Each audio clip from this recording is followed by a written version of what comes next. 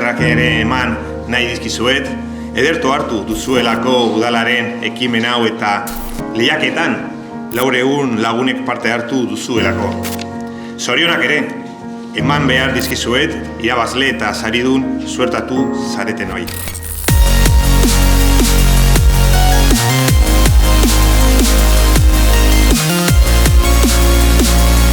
Eta plastikoarekin putzu bat egin du.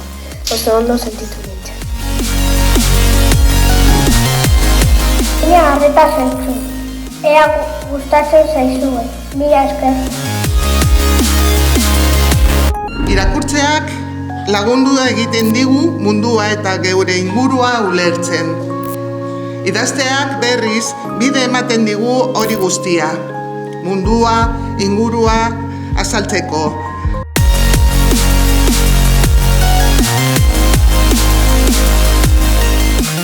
Ordutik aurrera berriro bakarrik sentitzen zenean leku horretara joango zela erabaki zuen askatasunaz gozatzeko.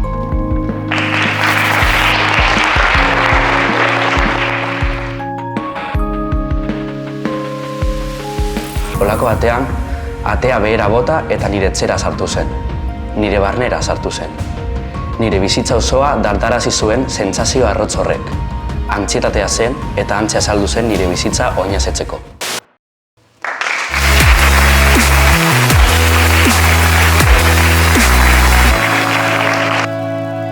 Irakurketak eta idazketak plazerra emango digute eta zoriontsu egingo gaituzte.